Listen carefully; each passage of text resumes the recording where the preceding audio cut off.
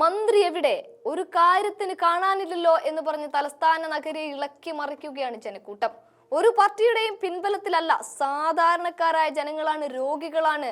മന്ത്രി ഒന്ന് തിരിഞ്ഞു നോക്കിയോ എന്ന് ചോദിച്ചുകൊണ്ട് ജനങ്ങൾ ഇറങ്ങുമ്പോൾ ആടിയുലയാത്ത കപ്പലും കപ്പിത്താനും ഒക്കെ തല അകത്തിട്ടിരിക്കുകയാണ്. ആ വീഡിയോ ഒന്ന് കണ്ടു നോക്കാം.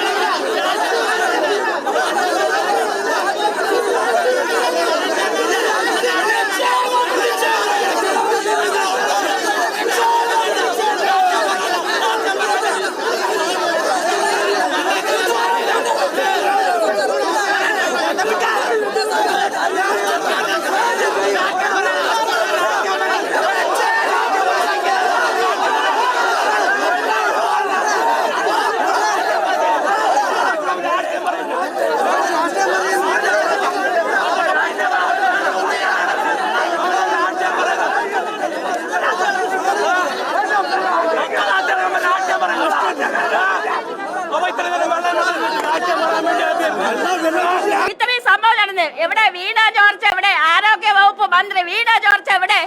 യാത് കൂട്ടിന്റെ അകത്ത് കയറിയിരിക്കണവള് എവിടെ കയറിയിരിക്കണ്? എന്ത് ഇറങ്ങാത്ത പുറത്ത്? ഇത്രയും പ്രശ്നം നടന്നല്ലേ ഇവിടെ? ലൈവായിട്ടെല്ലാം കാണുന്നുണ്ടല്ലോ, എന്നിട്ട് കണ്ടില്ല എന്ന് പറഞ്ഞ് നടിച്ചിരിക്കണ തന്നെ. ഇവിടെയൊക്കെ എന്തിനു മന്ത്രിയാക്കിയത്? പാവപ്പെട്ട ജനങ്ങള് വോട്ടിട്ട് ഇതുപോലെയുള്ള പാവങ്ങൾക്ക് വരുമ്പോ അതിനൊരു പരിഹാരം കാണാനാണ് മന്ത്രിമാരെ തെരഞ്ഞെടുക്കുന്നത്. അല്ലാതെ വീട്ടിൽ ഇരുന്ന് സൂഹിക്കാനും അവരെ ബന്ധുക്കൾക്ക് വേണ്ടി ഒത്താശ ചെയ്യാനും അല്ല. ഉള്ള ഗർഭിണികളും കൊച്ചുങ്ങളും ഇവിടെ ചാവാൻ കിടക്കണ്.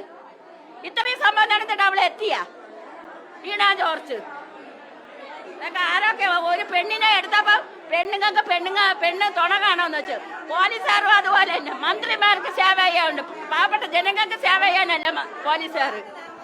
6:30 മണി മുതൽ കാപ്പി മാറ്റം ചൊല്ലിക്കണം. ഇരുട്ടത്ത് എങ്ങനെ കയറി പോകും? രണ്ടാമത്തെ നിലയിൽ എങ്ങനെ ആഹാരം കൊടുക്കും ഒരു ഗർഭിണിക്ക്?